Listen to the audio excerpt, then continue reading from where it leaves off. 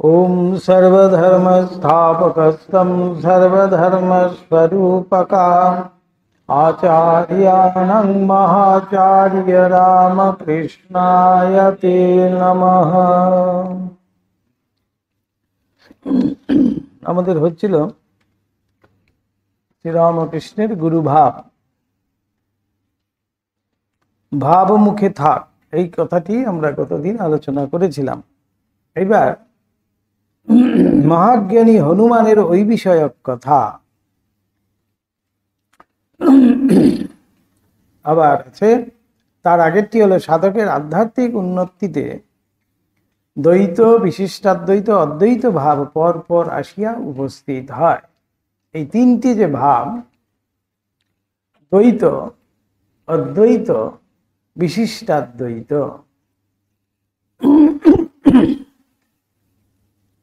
ঠাকুরের ভারী সুন্দর একটি উপমা আছে, দ্বৈত, বিশিষ্টাদ্বৈত, অদ্বৈত, তা নিয়ে। কি সেই উপমা বলুন দেখি? বেলের বিচি, বেল, খোসা, মানে সমস্ত বেলটির ওজন নিতে গেলে বিচি, খোলা, শাঁস সব নিয়ে বেলটির ওজন। সেই একই ভগবান, তার বিভিন্ন দিকটা আমরা দেখছি। একটাই বেল, বেলটাকে যখন আলাদা করছি, খোসা আলাদা, বিচিগুলো আলাদা, তার শাঁসগুলো আলাদা। কিন্তু যদি বলে বেলটার ওজন কত ছিল, তাহলে সব আবার এক জায়গায় করতে হবে। ঠিক সেই রকম এইটা বোঝাতে গিয়ে ঠাকুর কিন্তু এত সুন্দর একটি উপমা দিয়েছেন আমাদের।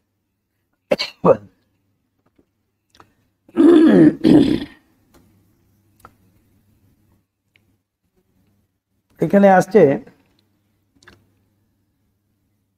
আচার্য শঙ্কর প্রতিষ্ঠিত অদ্বৈতবাদ, যাহাতে জগতের অস্তিত্বই স্বীকৃত হয় নাই।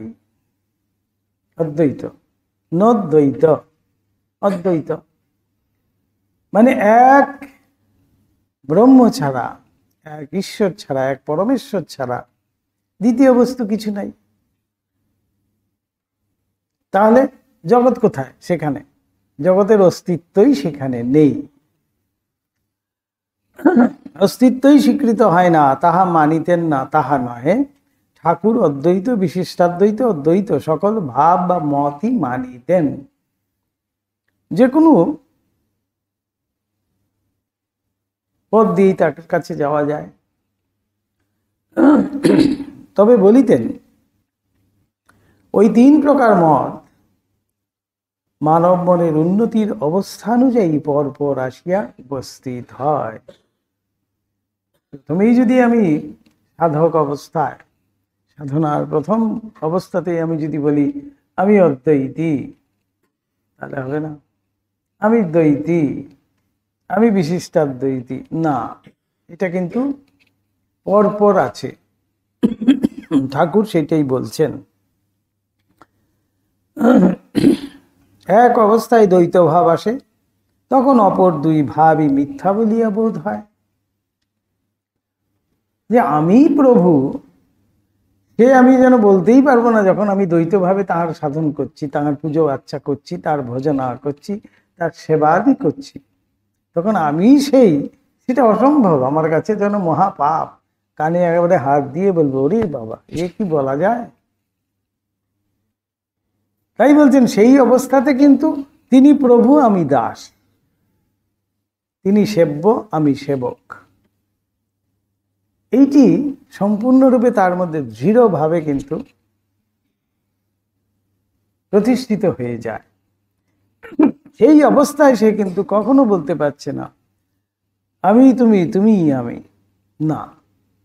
বলছেন সাধন করতে করতে তার এক একটি উন্নতির পথে যখন সে যাবে, তখন গিয়ে তার দ্বৈত থেকে অদ্বৈত, অদ্বৈত থেকে বিশিষ্টাদ্বৈত, এই যে পরপর ভাবগুলো তার মধ্যে আসবে।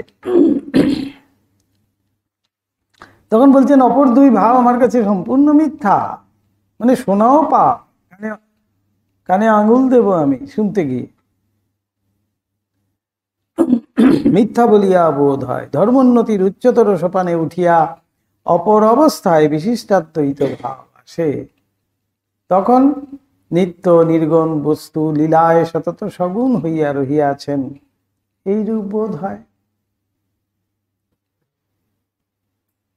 ধর্মোন্নতির পথে অর্থাৎ আমি সাধন করতে করতে আমি যখন একটু উন্নত হব, আমার মানসিকতা যখন একটু উন্নত হবে, তখনই এই বিশিষ্টাদ্বৈত ভাব যেন আমার মধ্যে আসবে। অর্থাৎ তিনিই সব, তিনি নিত্য নির্গুণ, আবার তিনি সগুণ, লীলায় সগুণ হয়ে বিগ্রহময় হয়ে আছেন, লীলাময় প্রভু।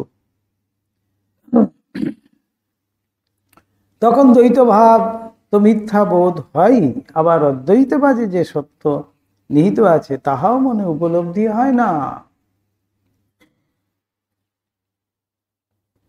তখন তিনি সর্বত্র আমি তাকেই দেখছি, তখন কিন্তু ঠিক দ্বৈতটাও আমার মধ্যে আর ঠিকঠাক তখন নেই, তখন অদ্বৈত ভাবে আমি পূর্ণ। অর্থাৎ সর্বত্র আমি ভাবছি যে তিনি লীলাময়, তিনি লীলা করতে পারেন, তিনি সব হয়েছেন, তিনি নিত্য নির্গুণ, আবার তিনি লীলাময় প্রভু, এইভাবে ভাবছে।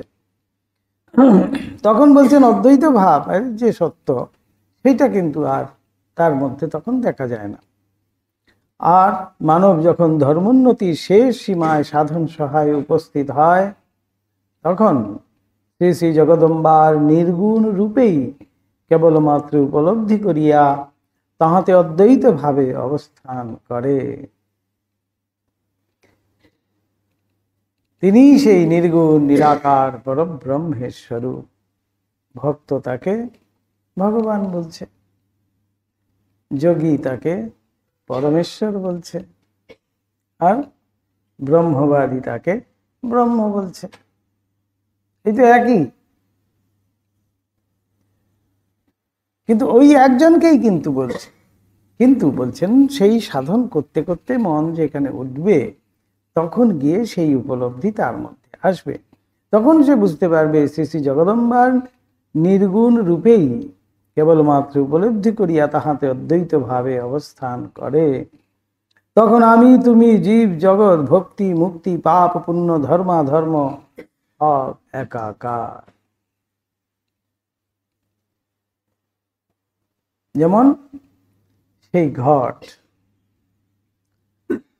এক ঘটি জল, সেই ঘটিটাকে নিয়ে আমি পুষ্করিণীতে চুবিয়ে দিয়েছি, সেই জলে জলাকার হয়ে গেল, ঘটির জল আর পুষ্করিণীর জল এক হয়ে গেল, কিন্তু ঘটির আকৃতিটা রয়ে গেল। তার মানে আমি মানুষটা ঠিকই রয়ে গেলাম, কিন্তু আমার আমিত্বটা রইল না। আমাকে কেউ বলতে পারবে না যে সেই এক ঘটি জল।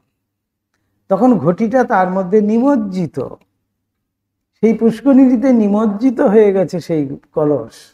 এই কলসের আকৃতিটা রয়েছে, কিন্তু কলসের ভিতরের জল আর পুষ্করিণীর জল সব একাকার হয়ে গেছে। এই জ্ঞানের পরে আমাদের কি হচ্ছে, তাই ঠাকুর বলছেন শঙ্করাচার্য বিদ্যারামী দেখেছিলেন। এই হলো গিয়ে বিদ্যারামী। অবিদ্যারামী আমি অমুক চন্দ্র অমুক, সবসময় ঘাটটা বাঁকা করেই আছি। আর যখন আমি নিমজ্জিত হয়ে গেলাম, সেই ঘট কিন্তু ঘটই থাকছে, কিন্তু ঘটের জল আর পুষ্করিণীর জল একাকার হয়ে গেছে। তাই এখানে ঠাকুর এখানে বলছেন আমি তুমি জীব জগৎ ভক্তি মুক্তি পাপ পুণ্য ধর্মাধর্ম সব একাকার। শুধু ঘটের আকৃতিটুকু রয়েছে, কিন্তু সেই ঘটকে কখনো বলা যাবে না যে এক ঘটি জল। তখন কিন্তু বলতে গিয়ে এক পুষ্করিণী জল বলছি আমি, এক পুষ্করিণী জল, তখন আর বলছি না এক ঘটি জল। এই প্রসঙ্গে ঠাকুর দাস্যভাবের উজ্জ্বল নিদর্শন মহাজ্ঞানী হনুমানের ওই বিষয়ের উপলব্ধিটি দৃষ্টান্ত স্বরূপে বলিতেন। শ্রীরামচন্দ্র কোনো সময়ে নিজ দাস হনুমানকে জিজ্ঞাসা করেন, তুমি আমায় কিভাবে দেখো বা ভাবনা ও পূজা করো? হনুমান তদুত্তরে বলেন, হে রাম, যখন আমি দেহবুদ্ধিতে থাকি অথবা আমি এই দেহটা এইরূপ অনুভব করি, তখন দেখি তুমি প্রভু আমি দাস। এই দ্বৈত ভাব প্রথমে যেটা দিয়ে আমরা শুরু করলাম, তুমি প্রভু আমি দাস, তুমি সেব্য আমি সেবক। মহাবীরজি এত সুন্দর একই সাথে তিনটে উত্তর দিচ্ছেন। বলছেন যখন আমার দেহ বুদ্ধি থাকে তখন আমি ভাবি তুমি প্রভু আমি দাস, তুমি সেব্য আমি সেবক, তুমি পূজ্য আমি পূজক। যখন আমি মন বুদ্ধি আত্মা বিশিষ্ট জীবাত্মা বলিয়া আপনাকে বোধ করিতে থাকি, তখন দেখি তুমি পূর্ণ আমি অংশ।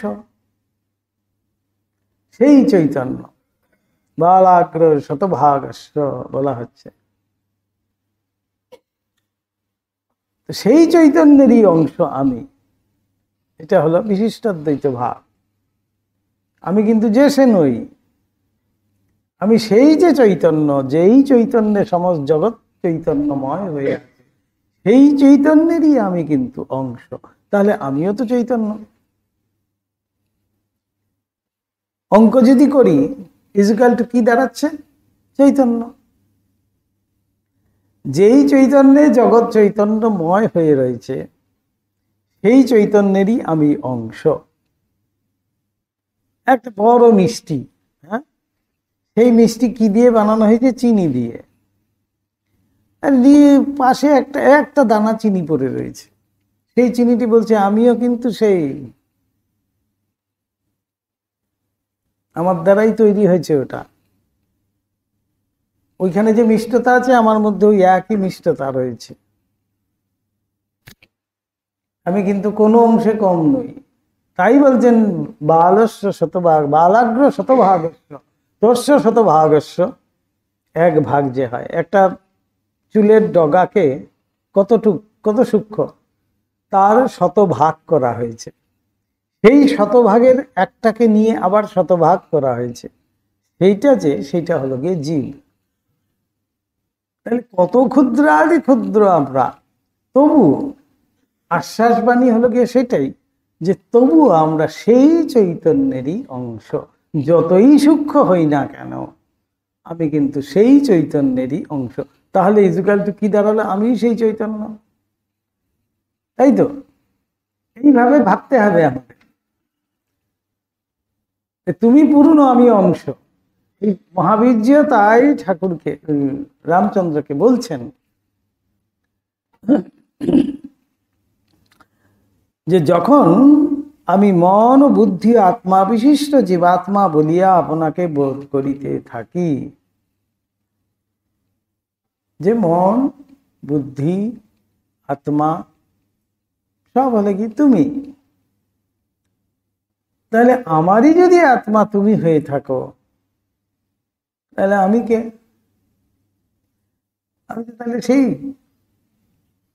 আমিও তো তাহলে সেই অংশই দাঁড়ালাম। বলছেন তুমি পূর্ণ আমি অংশ।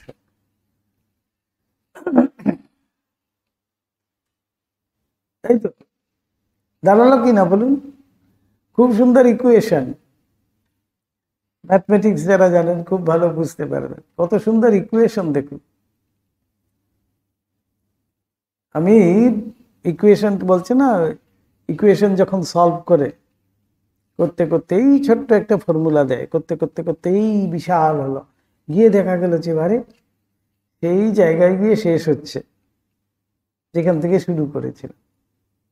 ইজুকাল টু সেই পূর্ণ। পূর্ণস্য পূর্ণমাদায় পূর্ণমেবা অবশিষ্যতে। তাহলে কি দাঁড়ালো? পূর্ণই থাকছে। তাহলে আমিও তো সেই পূর্ণেরই। তাই এইখানে মহাবীরজি বুঝিয়েছেন তুমি পূর্ণ আমি অংশ। তাহলে ইজুকাল টু কি দাঁড়ালো? আমি সেই পূর্ণ। পূর্ণমেবা অবশিষ্যতে। পূর্ণ থেকে পূর্ণ আদায় করলে পূর্ণই অবশিষ্ট থাকে। তাই বলা হচ্ছে এখানে, যখন আমি ভাবি তুমি সেই মন বুদ্ধি আত্মা বিশিষ্ট জীবাত্মা, তখন দেখি তুমি পূর্ণ আমি অংশ। আর যখন আমি উপাধি মাত্র রহিত শুদ্ধ আত্মা, সমাধিতে এই ভাব লইয়া থাকি, তখন দেখি তুমিও যাহা আমিও তাহা, তুমি আমি এক, কোনো ভেদ নাই।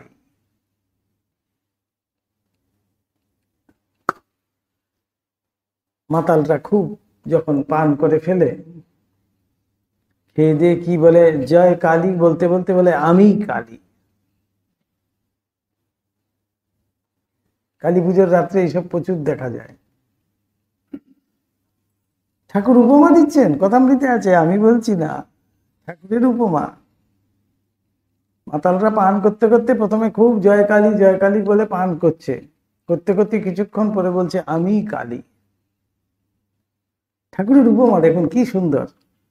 অর্থাৎ বোঝানোর জন্য, আমি উপাসনা করছি যখন, সাধক অবস্থায় সাধন যখন শুরু করেছি, তুমি তুমি এইসব করতে করতে আমি কিন্তু যাচ্ছি, তখন একেবারে শেষে যখন পর্যায়ে আমি অদ্বৈত ভাবে যখন আমার মন উঠে যাবে, আত্মান্নতি ধর্মোন্নতি হবে আমার, তখন গিয়ে কি বলবো, আমি তুমি তুমি আমি, তখন ধেই ধেই করে নাচছে। আর কিছু দরকার নেই তো, তখন সে পূর্ণ হয়ে গেছে। বলে আরে আমি সেই হৃদয়রাম, সেই নাচছে, বলছে মামা এখানে কেন, আমরা চলো, এখানে কি করছি, এখানে তো আমাদের জায়গা নয়, আমাদের যে জায়গা অন্য জায়গায়, চলো চলো এবার চলো। ঠাকুর আবার তাকে শান্ত করছেন। সেই যেই দিন আমরা নিজের স্বস্বরূপে স্থিত হব, নিজেকে নিজে জানতে পারবো, সেই দিন আমাদেরও কিন্তু সেই আনন্দের নৃত্য হবে। অর্থাৎ আমি সেই, কোনো সুখ নাই, দুঃখ নাই, ব্যথা নাই, বেদনা নাই, চিন্তা নাই, কিছু নাই, আমি সেই পূর্ণ, আমি সেই পূর্ণ, আমি সেই শুদ্ধ নিত্য শুদ্ধ বুদ্ধ মুক্ত আত্মা। আমাকে কিছুই স্পর্শ করতে পারে না, বৃথা সব, আমি ভাবছি আমি শরীর, আমি শরীর, এই বোধ আমাদের সেই দিন চলে গেল। এটাকেই বলা হচ্ছে পরম জ্ঞান, এটাকেই বলা হচ্ছে আত্মানুভূতি, ঈশ্বর উপলব্ধি, ঈশ্বর দর্শন, ব্রহ্ম জ্ঞান। এইটি যেদিন হলো, তখন বলছে আর কোনো ভেদ নাই, কোনো ভেদই নেই, আমি আর তুমি এসব ভাবই নেই, আমি দেহ, আমি এসব ভাবও নেই, আমি সেই নিত্য শুদ্ধ বুদ্ধ মুক্ত আত্মা। কি অপূর্ব সেই ভাব দেখুন। যদিও কঠিন আমাদের হৃদয়ঙ্গম করা, আমাদের বোঝা, একটু হলেও বলছে না, তার পালসটাকে ধরতে হবে। প্রত্যেকে কিন্তু পালস দেখতে জানে না, দেখবেন অনেককে দেখবেন যারা জানেই না, হাত দিতে বলবেন, বলছেন না না কিছু আমি দেখতে পাচ্ছি না। আমি বললাম তার মানে পালস নেই। পালস দেখতেও জানতে হয়, পালস ধরতে হয়। কোথায় ধরলে পরে পালসটা আমার মধ্যে আসবে, আমার বোধ আসবে যে পালস হচ্ছে, সেই পালস দেখতেও জানতে হয়। তাই বলছেন এই কথাগুলোর একটু হলেও আমাদেরকে পালস ধরতে হবে। সূক্ষ্ম, মানে বোঝাই যাচ্ছে কতখানি সূক্ষ্ম, কিন্তু যদি ধরতে পারি তাহলে কিন্তু আমরা অনেকটা আস্তে আস্তে কিন্তু আমাদের সংশয়গুলো মুক্ত হতে থাকে, যদি ধরতে পারি। এবার আসছে অদ্বৈত ভাব চিন্তা কল্পনা ও বাক্যাতীত। এই সোজা কথা এবার আসছে আরো কঠিন, বাক্যাতীত। কেন? আত্মাকে কখনো, ব্রহ্মকে কখনো বাক্যের দ্বারা বলা যায় না। বাক্যমনাতীত, নমো নমো প্রভু বাক্যমনাতীত। কি সুন্দর কম্বিনেশন দেখুন স্বামীজির। এদিকে নমো নমো প্রভু বলছে, এদিকে আবার বলছেন বাক্যমনাতীত, নির্গুণ গুণময়। যিনি নির্গুণ তিনি গুণময়, তিনি সগুণ।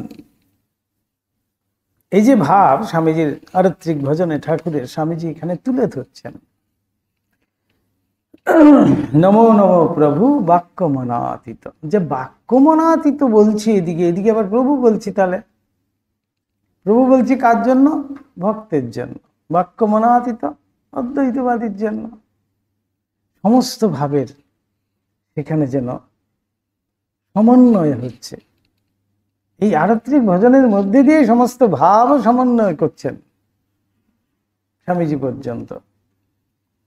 তাই বলছেন কল্পনা ও বাক্যাতীত যতক্ষণ বলা কহা আছে ততক্ষণ নিত্য ও লীলা ঈশ্বরের উভয় ভাব লইয়া থাকিতেই হইবে। বলা কহা চুপ করে আছে, তার মানে সে কি কিছু বোঝেনি? সে বুঝে টইটুম্বুর হয়ে আছে, এই জন্য কোনো শব্দ নেই। যতক্ষণ বলা কহা, তাই বলছেন যতক্ষণ বলা কহা আছে ততক্ষণ কিন্তু ভাবতে হবে যে নিত্য ও লীলা, অর্থাৎ তিনিই নিত্য, আবার তিনিই লীলায় বিগ্রহবান, এই কথা আসছে। ঠাকুর বলিতেন যে ঠিক ঠিক অদ্বৈতবাদী সে চুপ হইয়া যায়। অদ্বৈতবাদী বোঝাতে চাইবে না যে হ্যাঁ ব্রহ্ম হলো এই, ব্রহ্মের 3 মাথা, ব্রহ্মের 4 হাত ইত্যাদি ইত্যাদি করে সে কিন্তু আর বোঝাতে চাইবে না যে ব্রহ্ম এই। সে চুপ হয়ে যাবে। ঠাকুরের কথায় অদ্বৈতবাদ বলবার বিষয় নয়, তাই বলছিলাম পালস, এটি ধরতে হবে। অদ্বৈত ভাব এমনই একটি ভাব বলা হচ্ছে যেখানে কিছু নেই, শূন্য বলাও যাচ্ছে না। শূন্যটা বলবে কে? সেও তো নেই। যেখানে কিছু নেই সেখানে আমি কল্পনা করছি, তাহলে কিভাবে আমি ধ্যান করব, কিভাবে আমি চিন্তা করব, কিভাবে? কিছু নেই, ফাঁকা। বিগ্রহ তো নেই, কোনো চিহ্ন পর্যন্ত নেই। এই ওঙ্কারের, আমরা যেমন ওঙ্কারের সহায় নেই, সেটা পর্যন্ত নেই, কিচ্ছু নেই, সম্পূর্ণ ফাঁকা। শূন্য সেটাও বলতে পারছি না, ফাঁকা সেটাও বলতে পারছি না। তাই সেই উপমা দিয়ে বোঝানো হচ্ছে কয়েকটি মাটির হাঁড়ি রাখা হয়েছে, সেখানে জল আছে, সূর্য উঠেছে আকাশে, সেই প্রত্যেকটা হাঁড়ির মধ্যে সূর্য দেখা যাচ্ছে। এক একটা করে হাঁড়ি ভেঙে দেওয়া হচ্ছে। যখন শেষ হাঁড়িটি ভেঙে দেওয়া হলো, কি রইল? কি রইল সেটা বলার মতো কেউ রইল না। কে বলবে এটাকে? এক সত্য সূর্য ছাড়া কিছু রইল না। হাঁড়িগুলোই তো নেই যে বলবে হ্যাঁ ওই দেখো একমাত্র আকাশে যে সূর্য উঠে আছে সেই হলো গিয়ে সত্য। অর্থাৎ সেখানেই চুপ হয়ে গেল। এটাকেই বলা হচ্ছে অদ্বৈত জ্ঞানে কোনো বলা কহা নেই। যতক্ষণ বলা কহা আছে ভগবান এই, ভগবান ওই, ততক্ষণ নিত্য লীলা এসব বলা চলছে। তিনি সেই নিত্য, তিনিই আবার লীলায় বিগ্রহবান। এই অদ্বৈত ভাবে একেবারে সম্পূর্ণ চুপ হয়ে গেছে, অর্থাৎ সম্পূর্ণ ফাঁকা। ঠাকুর বলছেন আজ্ঞা চক্র অবধি রূপ দর্শন হয়। এই ভ্রু মধ্যে যে আজ্ঞা চক্র, দ্বিদল পদ্ম, আজ্ঞা চক্র দ্বিদল পদ্ম, দুটো দল মাত্র আছে, দুটো পাপড়ি ওলা একটি পদ্ম আছে, সেটাকে আজ্ঞা চক্র বলছে। এই দুই ভ্রুর মাঝখানে, ঠিক এইখানে, এই জন্য আমাদের তিলক ধারণ করতে হয়, আজ্ঞা চক্র। সেই আজ্ঞা চক্র পর্যন্তই কিন্তু আমাদের রূপ রসাদি এসবের মধ্যে আছি, রূপ দর্শন করছি, রূপ কল্পনা করছি। যেই মুহূর্তে আজ্ঞা চক্র থেকে মন উঠছে সেই মুহূর্তেই ঠাকুর বলছেন হু হু করে মন উঠতে শুরু করলো, আর অখণ্ডে গিয়ে পৌঁছলো। মানে কোথায় যে গেল মন কেউ জানেই না। কে বলবে তাকে? কেউ তো নেই সেখানে। অর্থাৎ সেই যে ঈশ্বর, সেই যে পরমাত্মা, সেই যে ব্রহ্মস্বরূপ, সেখানে সে গিয়ে সে বিলীন হয়ে গেল। তখন কি বলবে? চুপ হয়ে গেল। তাই ঠাকুর বলছেন সত্যিকারের অদ্বৈত ভাব হলো সে চুপ হয়ে যায়। বলতে কইতে গেলেই দুটো এসে পড়ে। যেই বলতে যাবে আমি বলছি, এই তো দুই হয়ে গেল, আমি তুমি হয়ে গেল। বলতে কইতে গেলেই দুটো এসে যায়। দুটো না হলে, এই যে বললাম, শেষ হাঁড়িটি যখন ভাঙা হচ্ছে তখনও সেখানে দুটো রয়েছে। তাই শেষ হাঁড়িটি ভাঙা হচ্ছে সেটা বলতে পারছি। যেই শেষ হাঁড়িটি ভাঙা হলো তখন আর দ্বিতীয় কেউ নেই সেখানে। কি রইল? এক সত্য সূর্য। কিন্তু সেটাও বলবে কে?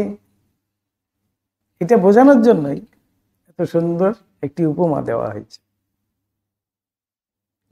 তাই এই যে প্রতিবিম্বিত সূর্য জলের মধ্যে, হাঁড়ির মধ্যে দেখা যাচ্ছে, মাটির হাঁড়িতে, জলের মধ্যে সেই সূর্যকেই তো দেখা যাচ্ছে, একই রকম দেখছি, কিন্তু একটু হয়তো ছোট, জলের মধ্যে সীমাবদ্ধ, ওই হাঁড়িটার মধ্যে সীমাবদ্ধ, তাই ছোট দেখছি, কিন্তু একই রকম সূর্য। সেই প্রতিবিম্বিত সূর্যই হলো গিয়ে জীবাত্মা। আর যে সেই সত্য সূর্য তাকেই বলা হচ্ছে পরমাত্মা। তাহলে দেখুন, আমিও কিন্তু সেই সূর্য। এই তো ইজুকাল টু কি দাঁড়ালে? আমিও সেই সূর্য, কিন্তু সেই সূর্য হলে কি হবে? আমি কিন্তু প্রতিবিম্বিত। সেই জন্য যেই মুহূর্তে হাঁড়িটা ভাঙছে, অর্থাৎ এই হাঁড়িটা ভাঙছে, আমি রূপ হাঁড়িটা ভেঙে যাচ্ছে, আমি সেই নিত্য সূর্য যে, তার সাথে কিন্তু বিলীন হয়ে গেলাম, মিলিয়ে গেলাম, এক হয়ে গেলাম। তাহলে সেখানে আর বলবে কে? তাই বলছেন অদ্বৈতভাবে চুপ হয়ে যায়। বলতে গেলেই দুটো এসে পড়ে, ভাবনা কল্পনা যতক্ষণ, ততক্ষণও ভিতরে দুটো, ততক্ষণও ঠিক অদ্বৈত জ্ঞান হয় নাই। অদ্বৈত মানে অদ্বৈত,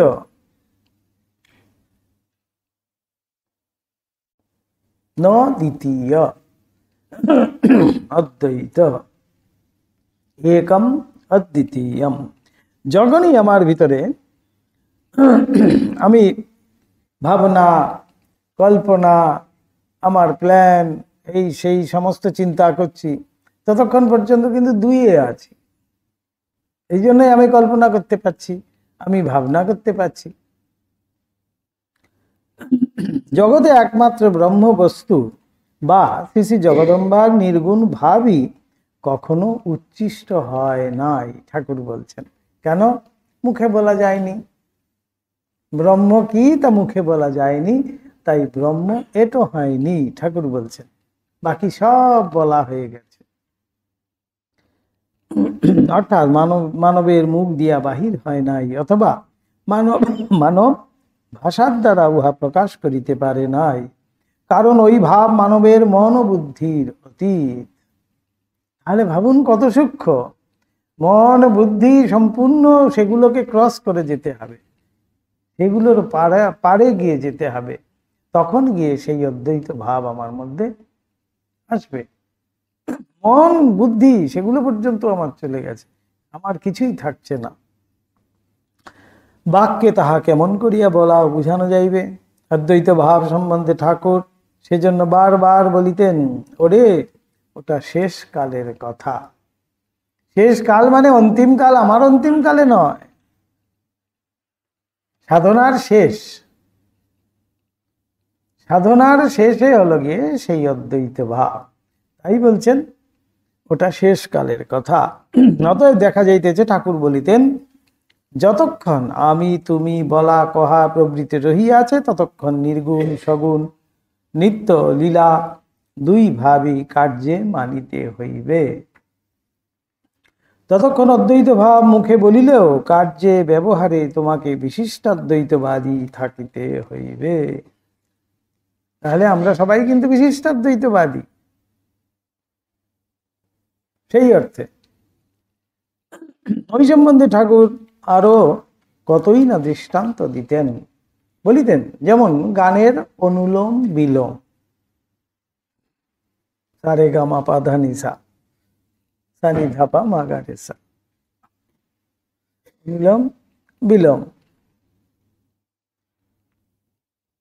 এই যাচ্ছে, সেই সাথে গিয়ে শেষ হচ্ছে, আবার সাত থেকে শুরু হচ্ছে, আবার সাথে এসে শেষ হচ্ছে।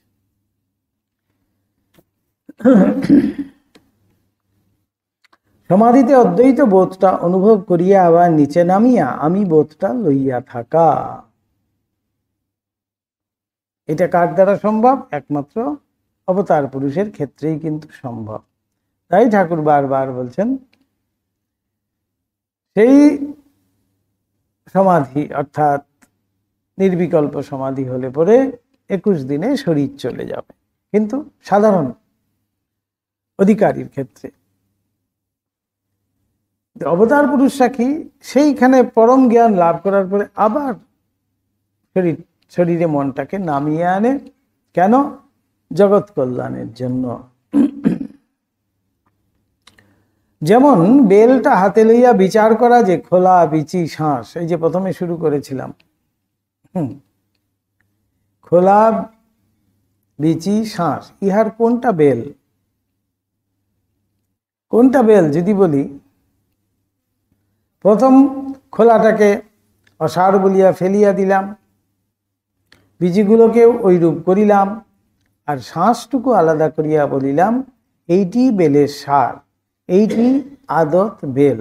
তারপর আবার বিচার আসিল যে যাহারি শ্বাস তাহারি খোলা ও বিচি, খোলা বিচি ও শ্বাস সব একত্র করিয়াই বেলটা। সেই রকম নিত্য ঈশ্বরকে প্রত্যক্ষ করিয়া তারপর বিচার, যে নিত্য সেই লীলায় জগৎ। যিনি সেই নিত্য, যিনি নির্গুণ, তিনি আবার লীলায় বিগ্রহবান সগুণ। তাই যেমন থোরখানার খোলা ছাড়াতে ছাড়াতে মাছটায় পৌঁছলুম, আর সেটাকেই সার ভাবলুম। কলার থোর যখন ছাড়ানো হয় দেখেছেন তো, তারপর বিচার হলো খোলেরই মাঝ মাঝেরই খোল, দুই জড়িয়েই থোরটা। দুটোকা নিয়েই কিন্তু বলা হচ্ছে থোর। যেমন পেঁয়াজটা খোসা ছাড়াতে ছাড়াতে আর কিছুই থাকে না। দেখুন পেঁয়াজের খবরও জানেন, ঠাকুর কোনোদিন পেঁয়াজ খানওনি। পেঁয়াজ যে ছাড়াতে ছাড়াতে কিছু নেই ভিতরে, তার মানে তিনি দেখেছেন পেঁয়াজ। সেই রকম কোনটা আমি বিচার করে দেখতে গিয়ে শরীরটা নয়, মনটা নয়, বুদ্ধিটা নয় করে ছাড়াতে ছাড়াতে গিয়ে দেখা যায় আমি বলে একটা আলাদা কিছুই নাই, সব তিনি। তিনি তিনি ঈশ্বর। যেমন গঙ্গার খানিকটা জল বেড়া দিয়ে ঘিরে ফেলা, এটা আমার গঙ্গা। যেমন এক ঘটি জল নিয়ে এসছি তো আমি, এই আমার ঘরে রেখে দিয়েছি গঙ্গা। সেই রকম যাক, এখন ও সকল কথা আমরা পূর্ব কথার অনুসরণ করি। ভাবমুখে থাকিয়া যখন বিশ্বব্যাপী আমিত্বের ঠিক ঠিক অনুভব হইতে, তখন এক হইতে বহুর বিকাশ দেখিয়া ঠাকুর শ্রী শ্রী জগদম্বা নির্গুণ ভাব হইতে কয়েক পদ নিচে বিদ্যা মায়ার রাজ্যে যে বিচরণ করিতেন, এ কথা আর বলিতে হইবে না। কিন্তু সে রাজ্যেও একের বিকাশ অনুভব এত অধিক যে এই ব্রহ্মাণ্ডে যে যাহা করিতেছে, ভাবিতেছে, বলিতেছে, সে সকলই আমি করিতেছি, ভাবিতেছি, বলিতেছি বলিয়া ঠাকুরের ঠিক ঠিক মনে হইত। তাই মাঝিতে মাঝিতে মারপিট করছে নৌকার উপরে, ঠাকুরের গায়ে এসে আঘাত লাগলো।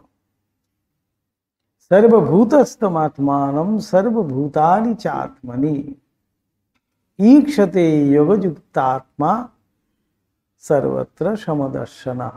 গীতায় বলছেন যে ঈক্ষতে, যে দেখতে পায়, যে সর্বভূতে আমি বিরাজ করছি,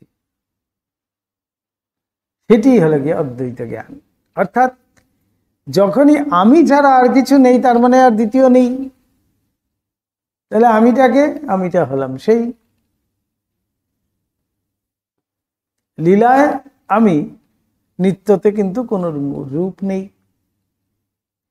তাই মা বলছেন কেউ পর নয় বাবা, জগৎকে আপনার করে নিতে শেখো।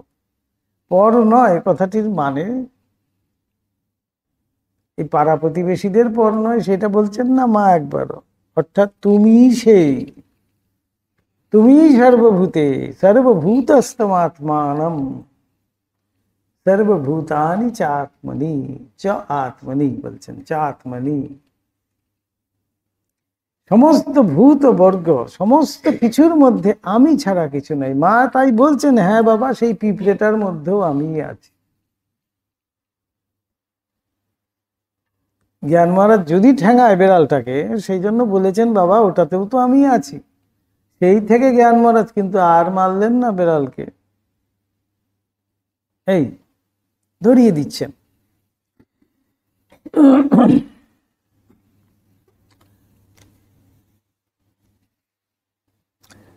বলছেন জগতে যা কিছু যে কেউ করিতেছে ভাবিতেছে, সব আমি করিতেছি ভাবিতেছি।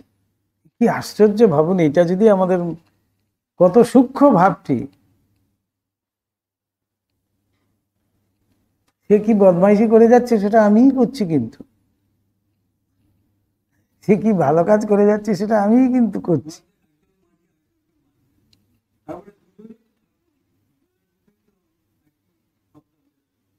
হ্যাঁ, একজন আরেকজনকে মারলো, আমি আমাকে মারলাম, আমার গায়েই লাগলো। এটাই তো ঠাকুর বললেন, এটাই তো ঠাকুর দেখালেন। আমি আমাকে মারলাম, তাহলে কার গায়ে লাগবে? কিলটা আমার গায়ে লেগেছে, যেন ঠাকুর দেখালেন কাল ছিটে পড়ে গেছে। সেই হয়েছে কথা, মানে যত সূক্ষ্ম অথচ খুব গভীর, তার মধ্যে গভীরতা কতখানি রয়েছে দেখুন। এই অবস্থার অল্প আভাস মাত্র অনুভব অতি অদ্ভুত। আজকে অদ্ভুতানন্দজি তিথি পুজো, সে আমরা অদ্ভুত চিন্তা দেখুন, ঠাকুরের মধ্যেও সেই অদ্ভুত চিন্তা, ঠাকুরের অদ্ভুত সৃষ্টি হলো গিয়ে স্বামী অদ্ভুতানন্দ। কেউ ভাবতে পারে? বাড়িতে কাজ করছে, রামবাবুর বাড়িতে, ঠাকুর দেখতে পেয়েই কিন্তু চিনতে পেরেছেন। প্রথম চেয়ে নিলেন ওই ছেলেটিকে আমাকে দাও। ঠাকুর দেখেই বুঝলেন এর মধ্যে যোগীর লক্ষণ। জহুরি চিনতে পারে, তাই তাকে ঠাকুর নিয়ে এসে, কেউ ভাবতেও পারেনি, বুঝতেও পারেনি। তাই লাটু মহারাজের এই যে জীবন, এইটি দেখেই সবাই কিন্তু আশ্চর্য হয়ে গেছে। স্বামীজি তার যোগ্য নাম দিয়েছিলেন অদ্ভুতানন্দ, ঠাকুরের সেই অদ্ভুত সৃষ্টি যেন। তাই পরবর্তীকালে তো স্বামীজি বলছেন তার ইচ্ছায় লাখ বিবেকানন্দ হতে পারে।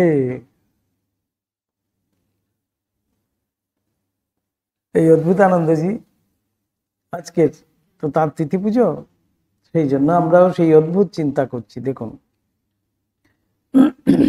এই অবস্থার অল্প বা আভাস মাত্র অনুভব অতি অদ্ভুত। ঠাকুর বলিয়াছিলেন, একদিন ঘাসের উপর দিয়ে একজন চলিয়া যাইতেছে, আর তাহার বুকে ভীষণ আঘাত লাগিতেছে। সবকিছুর মধ্যেই তো তিনি, বিরাট রূপে আমিই আছি। এই স্বামীজির সেই মাইক্রোকজম ম্যাক্রোকজম, বেষ্টি সমষ্টি, এই বেষ্টি, এই সমষ্টিতেই বেষ্টি, আবার বেষ্টিতেই সমষ্টি, এই বোধ হলো। যেন তাহার বুকের উপর দিয়া এসে যাইতেছে। বাস্তবিকই তখন তাহার বুকে রক্ত জমিয়া কালো দাগ হইয়া তিনি বেদনায় ছটফট করিয়াছিলেন। দেখা পর্যন্ত গেছে যে কেউ আঘাত করলে যেমন কাল ছিটে পড়ে যায়, তেমনি হয়ে গেছে। শুধু কথার কথা নয়, ওই অবস্থা হইতে মায়ার রাজ্যের আরো নিম্ন স্তরে নামিয়া যখন থাকিতেন, তখন ঠাকুরের মনে শ্রী শ্রী জগদম্বা দাস আমি, ভক্ত আমি, সন্তান আমি বা অংশ আমি, এই ভাবটি সর্বদা জাগরূক থাকিত। উহা হইতেও নিম্নে অবিদ্যা মায়ার বা কাম ক্রোধ লোভ মহাদীর রাজত্ব। সে রাজ্য ঠাকুর যত্নপূর্বক নিরন্তর অভ্যাস সহকারে ত্যাগ করায় তাহার মন তথায় আর কখনো নামিত না, বা শ্রী শ্রী জগদম্বা তাহাকে নামিতে দিতেন না। তাহলে সাধারণের মানুষের মন বলছেন এই লিঙ্গ গুহ্য নাভিতে, এর উপরে মন কিন্তু উঠছে না। এই নাভি পর্যন্তই আমাদের মন কিন্তু ঘোরাঘুরি করছে। বলছেন কত নিচে ঠাকুর কত কষ্টে এই মনকে নামিয়ে নামিয়ে বলছেন বিদ্যা মায়ায় নামিয়ে নামিয়ে হৃদয় পর্যন্ত আনতে পারতেন না। সবসময় যেন সহস্রারেই মন আছে। এবং এই যে শেষ পর্যায়ে সেখানে বলছেন মা জগদম্বা যেন কৃপা করে সেইখানে মন ঠাকুরকে নামাতেই দিত না। ঠাকুর যেমন বলিতেন যে মার উপর একান্ত নির্ভর করেছে, মা তার পা বেতালে পড়তে দেন না। মায়ের উপর নির্ভর করতে হবে, তুমি আমার সব। অতএব বোঝা যাইতেছে নির্বিকল্প সমাধি লাভের পর ঠাকুরের ভিতরের ছোট আমি বা কাঁচা আমিটার একেবারে লোপ হইয়াছিল। তাই তো আমি বলতে পারতেন না, সম্পূর্ণ লোপ হয়েছে বলেই। আর যে আমিত্বটুকু ছিল সেটি আপনাকে বড় আমি বা পাকা আমিটার সঙ্গে চির সংযুক্ত দেখিত। কখনো আপনাকে দেখিত সেই বিশ্বব্যাপী আমিটার অঙ্গ বা অংশ, এই বেষ্টি সমষ্টি, সমষ্টি বেষ্টি, এই বিশ্বব্যাপী যে আমিত্ব রয়েছে, বিশ্বব্যাপী যে যার দ্বারা এই জগৎ পরিচালন হচ্ছে, জগৎ চলছে, সেই জগতের প্রাণস্বরূপ যে চৈতন্যময় পুরুষ যিনি, তারই প্রাণস্বরূপে এই জগৎ চলছে, সেই প্রাণ তিনি। এই ভাবা বিশ্বব্যাপী আমিতে লীন হইয়া যাইত। এই বলছেন আবার কখনো তাহার নিকটতম দেশে উঠিয়া সেই বিশ্বব্যাপী আমিতে লীন হইয়া যাইত। এই পথেই ঠাকুরের সকল মনের সকল ভাব আয়ত্তীভূত হইত। কারণ ওই বড় আমিকে আশ্রয় করিয়া এই জগতে সকলের মনের যত প্রকার ভাব উঠিতেছে, ঠাকুর ওই বিশ্বব্যাপী আমিকে আশ্রয় করিয়া অনুক্ষণ থাকিতে পারিতেন বলিয়াই বিশ্বমনে যত ভাব তরঙ্গ উঠিতেছে সকলই ধরিতে ও বুঝিতে সক্ষম হইতেন। ওইরূপ উচ্চাবস্থায় ভগবানের অংশ আমি ঠাকুরের এ ভাবটিও ক্রমশ লীন হইয়া যাইত এবং বিশ্বব্যাপী আমি বা শ্রী শ্রী জগন্মাতার আমিত্বই ঠাকুরের ভিতর দিয়া প্রকাশিত হইয়া নিগ্রহানুগ্রহ সমর্থ গুরুরূপে প্রতিভাত হইত। এই যে গুরু ভাব বলছেন, কিভাবে ঠাকুরের মধ্যে সেই গুরু ভাব প্রকটিত দেখা গেত। সবাইকে তিনি যেন ঠিক ঠিক পথ দেখিয়ে দিচ্ছেন, সবাইকে তিনি আধ্যাত্মিক জ্ঞান প্রদান করছেন। সবারই যেন সেই অজ্ঞানতিমিরন্ধস্য জ্ঞানাঞ্জন শলাকয়া চক্ষুরুন্মিলিতম বলছেন, চক্ষুরুন্মিলিতম येन তস্मै শ্রী গুরবে নমঃ। সেই জ্ঞান শলাকা দিয়ে সবারই অজ্ঞান দূর করে দিচ্ছেন। এটা কিভাবে দেখা যেত? সেই বড় আমিত্বের দ্বারাই। এই বিশ্বব্যাপিত্ব যে আমিত্ব রয়েছে, সেই আমিত্বই আমি। সেজন্য সবার ভাব, কেউ সামনে এসে দাঁড়ালেই তার সে কি বলতে চাইছে, সে কি ভাবছে, সে কোথার থেকে এসছে, তারপরে কি হবে, সব দেখতে পেতেন। তার মধ্যেই তো সমস্ত কিছু বর্তমান।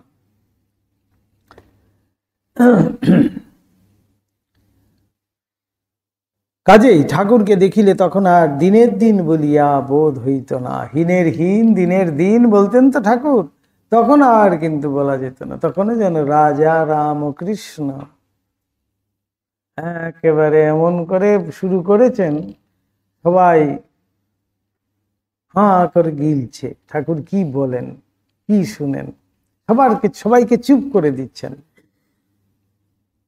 এমন আকর্ষণ, কৃষ্ণ, কৃষ্ণ কেন বলছে? কৃষ, আকর্ষণের জন্যই তার নাম হয়েছে কৃষ। কৃষ থেকে কৃষ্ণ, কৃষ্ণ তিনি আকর্ষণ করছেন সবাইকে।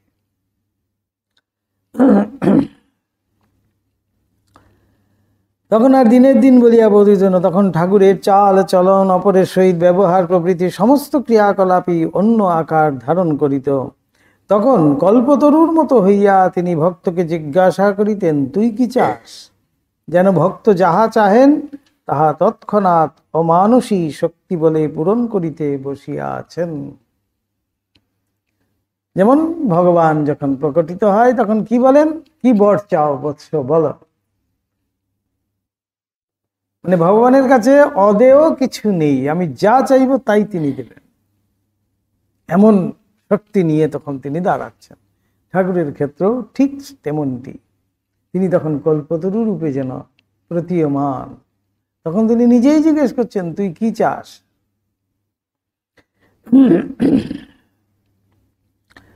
তৎক্ষণাৎ বলছেন, তৎক্ষণাৎ অমানুষী শক্তি বলে পূরণ করিতে বসিয়া আছেন। একেবারে সম্পূর্ণ ঐশী শক্তি সমন্বিত তিনি একেবারে চতুর্ভুজ হয়ে যেন দাঁড়িয়েছেন, যা চাইবে তাই পাবে।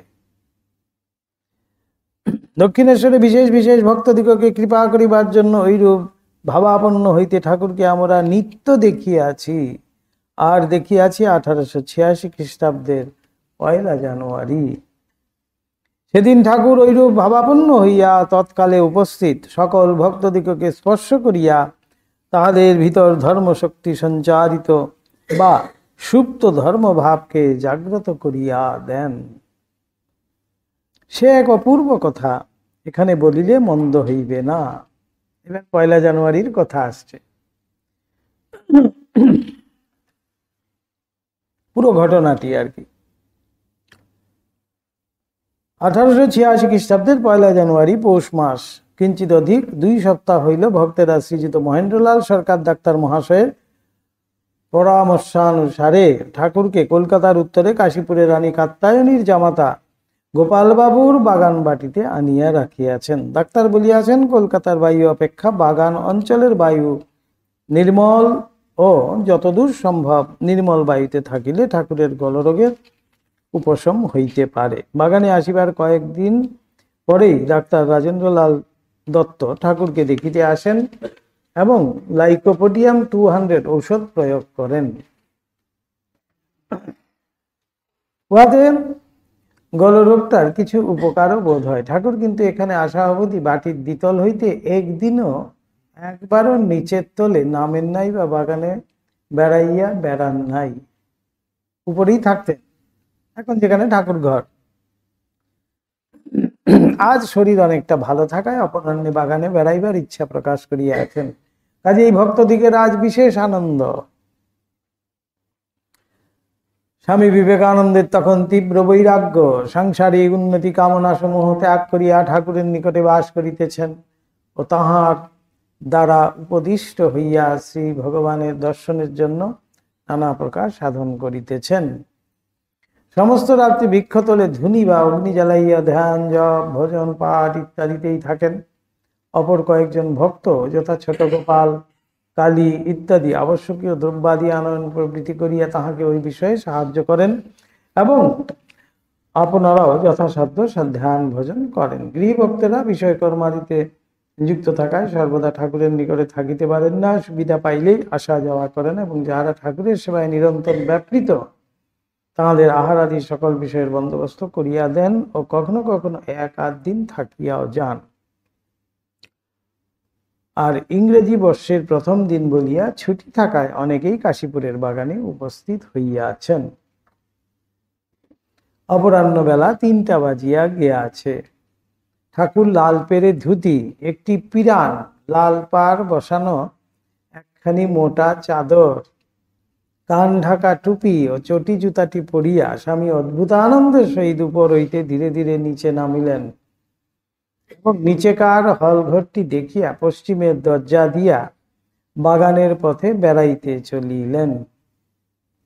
সিঁড়ি দিয়ে নেমে হলের মধ্যে দিয়ে এসে পশ্চিমের, এখন যেখানে পুকুরটা আছে তো না এখনো?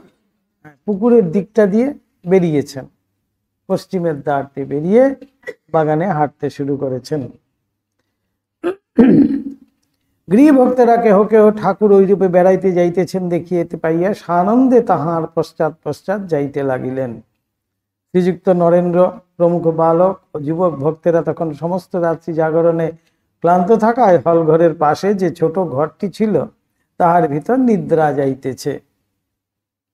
শ্রীযুক্ত লাটু স্বামী অদ্ভুতানন্দ তাহাদিগকে ওইরূপে যাইতে দেখিয়া ঠাকুরের সহিত স্বয়ং আর অধিক দূর যাওয়া অনাবশ্যক বুঝিয়া হল ঘরের সম্মুখে ক্ষুদ্র পুষ্করিণীটির দক্ষিণ পার পর্যন্ত আসিয়াই ফিরিলেন এবং অপর একজন যুবক ভক্তকে ডাকিয়া লইয়া ঠাকুর উপরে যে ঘরটিতে থাকেন সেটি ঝাঁট পাট দিয়া পরিষ্কার করিতে ও ঠাকুরের বিছানা প্রভৃতি রৌদ্রে দিতে ব্যাপৃত হইলেন। অদ্ভুতানন্দজি এই ফাঁকে ভেবছেন ঠাকুর একটু বেড়াচ্ছেন যখন, এই ফাঁকে আমি একটু ঘরদোর পরিষ্কার করে নিই। গৃহভক্তদের ভিতর শ্রীযুক্ত গিরিশচন্দ্রের তখন প্রবল অনুরাগ। ঠাকুর কোনো সময়ে তাহার অদ্ভুত বিশ্বাসের ভূয়সী প্রশংসা করিয়া অন্য ভক্তগণকে বলিয়াছিলেন, গিরিশের 5 শিকে 5 আনা বিশ্বাস, ইহার পর লোকে ওর অবস্থা দেখে অবাক হবে ইত্যাদি। বিশ্বাস ভক্তির প্রবল প্রেরণায় গিরিশ তখন হইতে ঠাকুরকে সাক্ষাৎ ভগবান জীবোদ্ধারের জন্য কৃপায় অবতীর্ণ বলিয়া অনুক্ষণ দেখিতেন এবং ঠাকুর তাহাকে নিষেধ করিলেও তাহার ওই ধারণা সকলের নিকট প্রকাশ্যে বলিয়া বেড়াইতেন।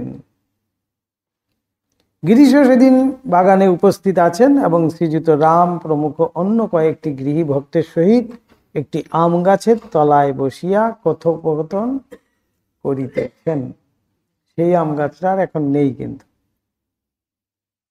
ঠাকুর ভক্তগণ পরিবৃত হইয়া উদ্যান মধ্যস্থ প্রশস্ত পথটি দিয়া বাগানের গেটের দিকে ধীরে ধীরে অগ্রসর হইতে হইতে প্রায় মধ্যপথে আসিয়া পথের ধারে আম গাছের ছায়ায় শ্রীযুত রাম ও শ্রীযুত গিরিশকে দেখিতে পাইলেন এবং গিরিশকে সম্বোধন করিয়া বলিলেন, গিরিশ, তুমি কি দেখেছ যে অত কথা বলো? অর্থাৎ ঠাকুর এবার প্রকাশিত হবেন, এবার গিরিশের মধ্যের থেকে সেটি শুরু করাচ্ছেন। গিরিশ কিন্তু সাথে সাথে করেছেন কি, গিরিশের ওইরূপ অদ্ভুত বিশ্বাসে হ্যাঁ, সহসা ওইরূপে জিজ্ঞাসিত হইয়াও গিরিশের বিশ্বাস টলিল না। গিরিশ যেমনটি বলে বেড়াতেন তেমনটি টলমল করছে না, কিন্তু যা বলছেন তিনি সসম্ভ্রমে উঠিয়া রাস্তার উপরে আসিয়া ঠাকুরের পদতলে না জানু পাতিয়া করজোরে উপবিষ্ট হইলেন এবং গদগদ কণ্ঠে বলিলেন, ব্যাস বাল্মীকি যাহার কথা বলিয়া অন্ত করিতে পারেন নাই, আমি তাহার সম্বন্ধে অধিকার কি বলিতে পারি। এই কথাটুকু শুনেই ঠাকুর কিন্তু একেবারে সমাধিস্থ। গিরিশের ঐরূপ অদ্ভুত বিশ্বাসের কথা শুনিয়া ঠাকুরের সর্বাঙ্গ রোমাঞ্চিত হইয়া উঠিল এবং মহান উঁচু ভূমিতে উঠিয়া তিনি সমাধিস্থ হইলেন। গিরিশ তখন ঠাকুরের সেই দেবভাবে প্রদীপ্ত মুখমণ্ডল দেখিয়া উল্লাসে চিৎকার করিয়া জয় রাম কৃষ্ণ বলিয়া বারবার পদধূলি গ্রহণ করিতে লাগিলেন। কি অপূর্ব দৃশ্য দেখুন, আমাদের চোখের সামনে যেন ভেসে উঠে। গিরিশের বিশ্বাস কেমন! ইতোমধ্যে ঠাকুর অর্ধবাহ্যদশায় হাস্যমুখে উপস্থিত সকলের দিকে চাহিয়া বলিতেন, তোমাদের কি আর বলিব, তোমাদের সকলের চৈতন্য হোক। আর সবাইকে কিন্তু স্পর্শ করছেন ঠাকুর, যে যে তখন সেখানে আছে প্রণাম করছে সবাই। ভক্তেরা সে অভয়বাণী শুনিয়া তখন আনন্দে জয় জয় রব করিয়া কেহ প্রণাম, কেহ পুষ্প বর্ষণ এবং কেহ বা আসিয়া পদস্পর্শ করিতে লাগিলেন। প্রথম ব্যক্তি পদস্পর্শ করিয়া দণ্ডায়মান হইবা মাত্র ঠাকুর ঐরূপ অর্ধবাহ্যদশায় তাহার বক্ষ স্পর্শ করিয়া নিচের দিক হইতে উপরের দিকে হস্ত সঞ্চালিত করিয়া বলিলেন, চৈতন্য হোক। এরকম করে যেন উপর দিকে টেনে দিয়েছেন। জাদু দেখায় না, জাদুর ছড়ি থাকে, এই ছড়িটাকে এরকম করে উঠতে থাকে রুমালটা, ঠিক ঠাকুরের মধ্যে যেন সেই একেবারে সেই দিব্য জাদুকরের অবস্থা। তখন হাত দিয়ে বক্ষ স্পর্শ করে খালি এরকম তুলে দিলেন, সেই শক্তি যেন ঊর্ধ্বমুখী হয়ে গেল।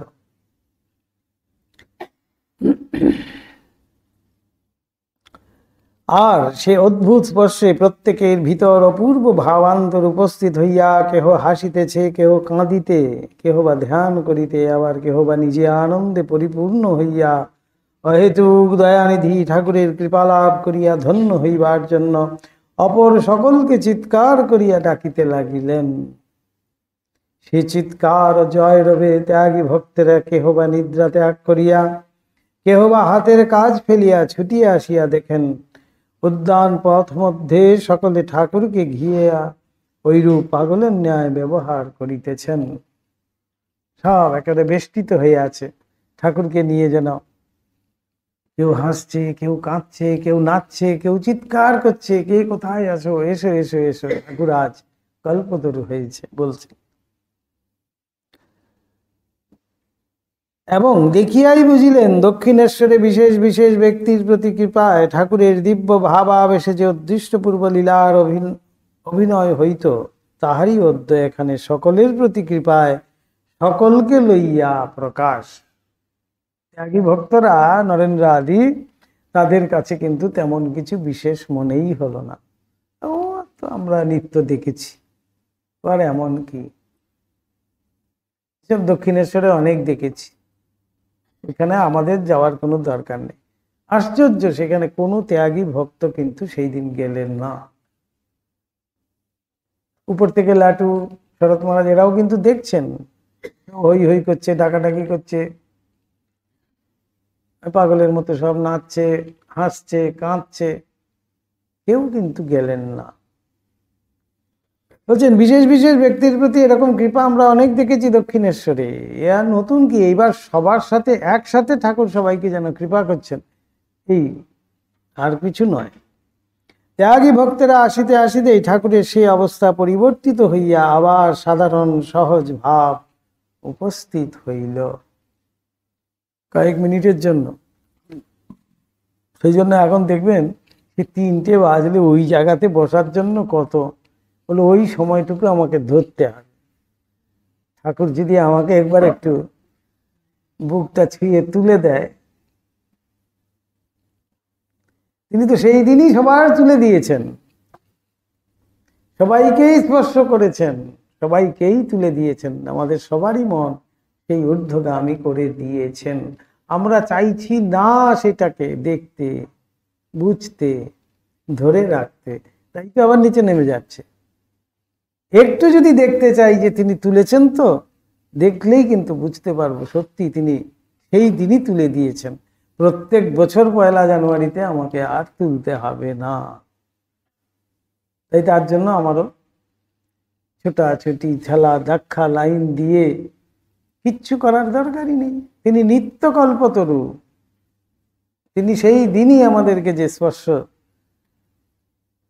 লাভে ধন্য করে দিয়েছেন, সেটা আমরা ভুলে যাই। আমরা সেই বোধটুকু আমাদের জন্য হারিয়ে গেছে, আমরা বুঝতেই পারি না সেই স্পর্শ কিন্তু তিনি দিয়ে রেখেছেন, তিনি ঊর্ধ্বমুখী করে দিয়েছেন। আমরা চাইছি না বলেই কিন্তু আবার মনটা নেমে যাচ্ছে, কিন্তু ঊর্ধ্বমুখী আছে। সেজন্য আমরা কখনো নিজেকে ছোট কিন্তু ভাবলে হবে না, যে আমার দ্বারা কিছু হচ্ছে না, তা নয়। তিনি কিন্তু ঊর্ধ্বমুখী করে দিয়েছেন। আমরা সেটাকে একটু আগেই বলছিলাম, সেই পালস একটু ফিল করতে হবে, একটু ধরতে হবে, একটু জানতে হবে, তখনই কিন্তু দেখবো যে না সত্যি তো, আর আলাদা করে তো কোনো স্পর্শের প্রয়োজন নেই। তাহলে এই বিশ্বাসটুকু যদি আমাদের এসে যায়, তাহলে আজও আমরা কিন্তু তার সেই স্পর্শ লাভে ধন্য হই। পরে গৃহভক্তদের অনেককে ওই সময়ে কিরূপ অনুভব হইয়াছিল তদ্বিষয়ে জিজ্ঞাসা করিয়া জানা গেল, কাহারও সিদ্ধির নেশার মতো একটা নেশা ও আনন্দ কাহার চক্ষু মুদ্রিত করিবা মাত্র যে মূর্তির তিনি নিত্য ধ্যান করিতেন অথচ দর্শন পাইতেন না, ভিতরে সেই মূর্তির জাজ্জল্য দর্শন। কাহার ভিতরে পূর্বে অননুভূত একটা পদার্থ বা শক্তি যেন সর করিয়া উপরে উঠিতেছে, এইরূপ বোধ ও আনন্দ। এবং কাহারও বা পূর্বে যাহা কখনো দেখেন নাই, এরূপ একটা জ্যোতি চক্ষু মুদ্রিত করিলেই দর্শন ও আনন্দ অনুভব হইয়াছিল। দর্শন আদি প্রত্যেকের ভিন্ন ভিন্ন হইল, একটা অসাধারণ দিব্য আনন্দে ভরপুর হইয়া যাইবার অনুভবটি সকলের সাধারণ প্রত্যক্ষ। এ কথাটি বেশ বুঝা গিয়াছিল। সেই আনন্দ আজও আমরা পেতে পারি। দেখবেন এটা খুব ভালো একটা টেস্ট আছে। কোনো দিন আমাদের জব করে খুব আনন্দ হয়, মনটা খুব ভালো থাকে, তখন যে যা কিছু বলছে সব কিছুতে হাঁ বলছি, খুব হাসি খুশি থাকছি। কারণটি কি? ওই একটু হলেও কিন্তু এক ফোঁটা, সেই হোমিওপ্যাথিকের ফোঁটার থেকেও কম, এক ফোঁটা হলেও কিন্তু পেয়েছি। এটাকেই বলা হচ্ছে সেই পালস। তাহলে আনন্দটা আসছে কোত্থেকে? এই আনন্দের একমাত্র উৎস কিন্তু তিনি। তাকে একটু একটি ক্ষণের জন্য হলেও যদি হৃদয়ে ধারণ করতে পেরেছি, তখনই কিন্তু আমাদের সেই কানেক্টেড হয়ে গেল, সাথে সাথে কানেক্ট হয়ে গেল। এত ভালো এই কানেকশন, যেই মুহূর্তে কানেক্ট হলো সেই মুহূর্তে আনন্দ কিন্তু চলে এল। উৎস তো তিনি। যেই কানেক্টটা হলো, কানেক্ট হওয়ার 1 সেকেন্ডও দরকার হয় না, 8 সেকেন্ডও লাগবে না, তারও কম, তার মধ্যেই কিন্তু কানেক্ট হয়ে গেল। কানেক্ট যেই হলো সেই মুহূর্তেই কিন্তু সেই আনন্দ আমার এখানে পৌঁছে গেল, তখনই আমার মধ্যে সেই অনুভবটা আসে। কোনো দিন আমাদের ক্ষেত্রে কিন্তু সেটি হয়, দেখবেন প্রত্যেকের ক্ষেত্রে, যে আন্তরিক, যে সত্যি তাকে ভালোবেসে আমরা যদি তার নাম করি, তাকে ডাকি, তাকে চিন্তা করি, এটি তো মনে হয় প্রত্যেকেরই হবে। এইটাকেই বলছেন যে সেই যে আনন্দ, যে সমস্ত সোর্স, যিনি সেই আনন্দ প্রদান করছেন, যে আনন্দময়, তাকেই বলা হচ্ছেন সচ্চিৎ আনন্দ। তার থেকেই সমস্ত আনন্দ হচ্ছে, যে কোনো আনন্দ, বিষয় আনন্দই বলুন আর ভজনানন্দই বলুন, আর ভজনানন্দই বলুন, যে কোনো আনন্দ তিনি কিন্তু দিচ্ছেন, তার সমস্ত সোর্স কিন্তু তিনি। তাই ঈশ্বরের অনুভব, ঈশ্বরকে চিন্তা করে যে কি আনন্দ হয়, সেটা যে কত বড় আনন্দ, সেটা কিন্তু আমরা ইচ্ছা করলেও বুঝতে পারি, যদি একটু আমরা সূক্ষ্মভাবে ধরার চেষ্টা করি। সেই আনন্দে যে কত গুণ বেশি, এক ক্ষণের জন্য হয়তো একবার যদি তাকে হৃদয়ে ধারণ করতে পারি, সেটা যে সমস্ত আনন্দকে ছাপিয়ে চলে যায়, সেটা কিন্তু আমরা আমাদের অজ্ঞাতেই কিন্তু আমরা বুঝতেও পাচ্ছি না। তাই কখনো কখনো তিনি জানান দেন আমাদের। হঠাৎ দেখবেন একটি সন্ধ্যেবেলা কি সকালবেলা জব করে উঠে মনটা মনে হবে, বাহ খুব ফ্রেশ লাগছে তো আজকে। তখন আমরা কি করছি? আমরা অন্যরকম ভাবছি, কিন্তু ও কালকে রাত্রে খুব ভালো ঘুম হয়েছিল, না কালকে রাত্রে বেশ ভালো খাওয়া হয়েছিল, এই ইত্যাদি এরকম করেই কিন্তু ভাবছি। ওইখান থেকে কিন্তু একটিবারের জন্য ভাবছি না যে আমি একটু ভালো জব করেছি আজকে। জব করার সময় ঠিক মনটা কিন্তু কিছুক্ষণের জন্য হলেও মনে হচ্ছে যেন আমার ধরতে পেরেছি একটু পালস। সেই জন্যই তখনই ওই নেশা, তখনই কিন্তু নেশাটা লাগবে। যদি ধরতে পারি পালসটা, তখনই কিন্তু নেশাটা আসবে। নেশা মানে ঠাকুর বলছেন সেই 4টের সময় আফিম খাইয়েছিল, ঠিক 4টে বাজলে আবার সেই ময়ূরটি ঘুরে আসছে। ঠিক পরের দিন সকালবেলা আমার মনে হবে যে না এখন বসতেই হবে, ওই নেশা লেগে গেছে। এইভাবেই কিন্তু আমরা নিজেকে গড়তে পারি। বলছেন আজও তিনি সেই দিয়ে যাচ্ছেন আমাদের, কিন্তু আমাদের বোধ নাই, আমরা যেন এখনো নিতে শিখিনি, সেইভাবে ভাবছি। তাই যন্ত্রবোধ করে চলেছি, কোনো বোধ নেই।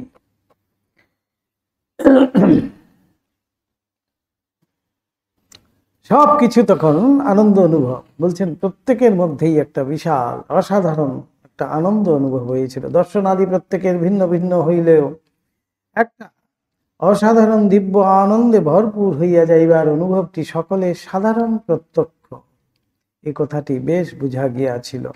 শুধু তাহাই নয়, ঠাকুরের ভিতরের অমানুষী শক্তি বিশেষই যে বাহ্য স্পর্শ দ্বারা সঞ্চারিত হইয়া প্রত্যেক ভক্তের ভিতর এইরূপ অপূর্ব মানসিক অনুভব ও পরিবর্তন আনিয়া দিল, এই কথাটিও সকলের সাধারণ প্রত্যক্ষ বলিয়া বুঝিতে পারা গিয়াছিল।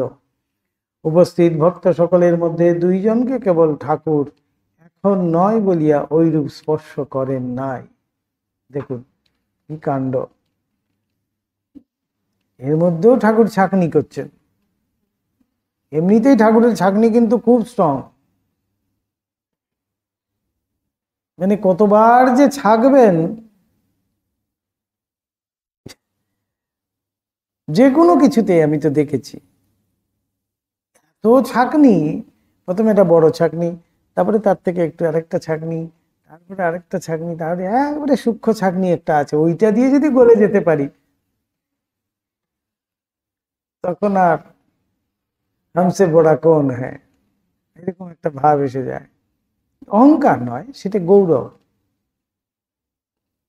প্রচুর ছাঁকনি ঠাকুরের, মায়ের কাছে কিন্তু এইসব নাই।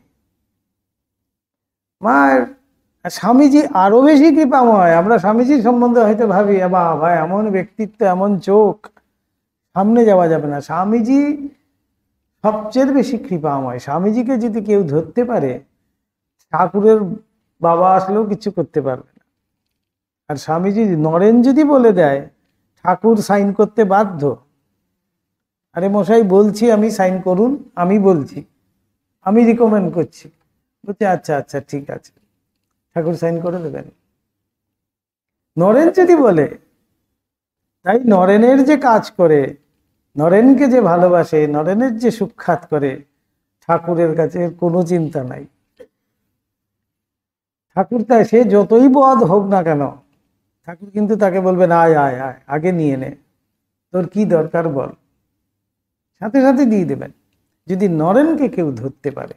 আমাদের অনেকের ভুল ধারণা, ওরে বাবা স্বামীজি অনেক ভয় করে স্বামীজির সামনে যেতে, যা ব্যক্তিত্ব, হয়তো বকেই দেবে। মায়ের থেকেও সোজা স্বামীজি। স্বামীজি বলছেন আরে পড়ে গেলে আমি ঠিকই ধরে তুলে আনবো। জন্মে জন্মে আমাকে যদি একটা কারুর জন্য মুক্তির জন্য আসতে হয়, আমি আসবো। শিব তো তাই এত উদার, সবার জন্য কোনো চিন্তা নাই, এসো আমার কাছে এসো। তাই তো ডেকে ডেকে সবাইকে ব্রহ্মচর্য দিয়ে দিচ্ছেন, গায়ত্রী দিয়ে দিচ্ছেন। শশী মহারাজ এরা সব স্বামীজিকে আটকে আটকে রাখতেন বলে যে না না সবাইকে দিয়ে দাও, সবাইকে দিয়ে দাও। এত করুণা, এত করুণা। স্বামীজির করুণার কাছে কেউ দাঁড়াতে পারবে না। শিবের মতো যে যা চাইছে হ্যাঁ তাই তথাস্তু। আরে বাবা নিজের মাথাতেই দিতে আসছে, তারপরে হাত ভরসা আসুক। শিব তো ভোলা, দিয়ে দিচ্ছেন যা যা বলছে। ঠিক সেরকমই আর কি ঠাকুরের ছাঁকনি বলা হচ্ছে প্রচন্ড। ঠাকুর কত বাজিয়ে, কত দেখে, তারপরে শুনে। প্রেমানন্দজি বলছেন না, ঠাকুর কত বাজিয়ে নিতেন, কত দেখে শুনে। সেই অবস্থাতে পর্যন্ত দেখুন, এদিকে বলছেন কল্পতরু, কল্পতরুর কাছে যে যাবে তাহলে সেই তো পাবে, ওইখানে মধ্যে স্ক্রিনিং করছে, এখন নয় পরে হবে। ভাবুন তাহলে আর কিসের কল্পতরু? কল্পতরু যদি হয়, যে আসবে সেই তো পাবে কথা। তাই আমরা ঠাকুরের কাছে গিয়ে হয়তো ভাবছি যে হ্যাঁ আমি যাচ্ছি, যা চাইব তিনি তাই দেবেন। মুশকিল আছে, যা চাইব তাই দেবে, কখন বলে দেবে ও এখন নয় পরে, জানি না। সেই জন্যই যদি তাকেই তার কাছ থেকে কিছু আদায় করতে হয়, স্বামীজির কাজ করতে হয়। স্বামীজিকে ভালোবেসে যদি স্বামীজির কোনো একটি কাজে আমি লাগতে পারি, আমার যতই বদ কোয়ালিটি থাকুক না কেন, ঠাকুরের কোনো সাধ্য নাই আমাকে আটকানো। নরেন বলে দিয়েছে মানে আর কোনো চিন্তা নাই, আর কিছুই দেখব না, আর কোনো সার্টিফিকেট জমাই দিতে হবে না। নরেন রেকমেন্ড করেছে মানে ব্যাস সাথে সাথে পাস করে দেবেন।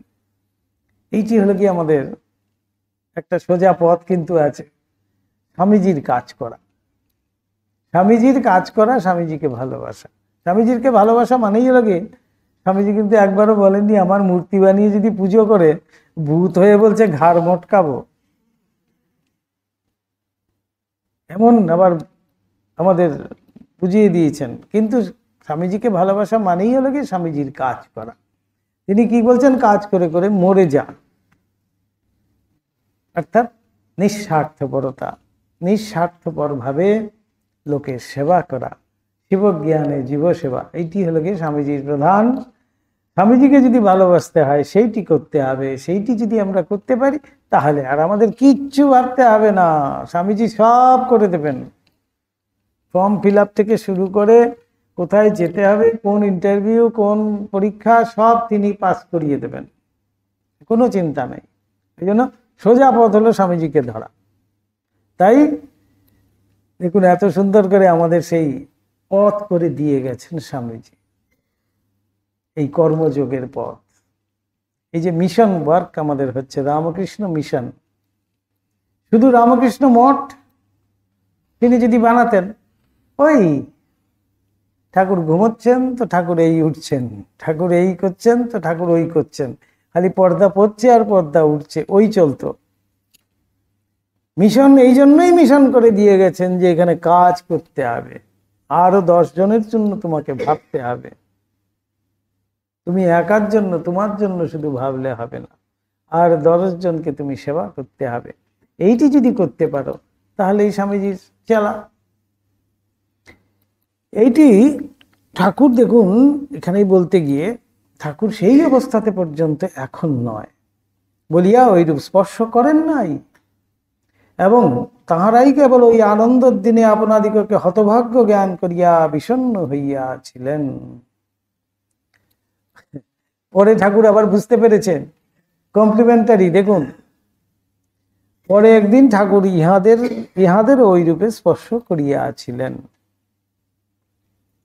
কমপ্লিমেন্টারি দিয়ে দিচ্ছে, আর কি করা যায়।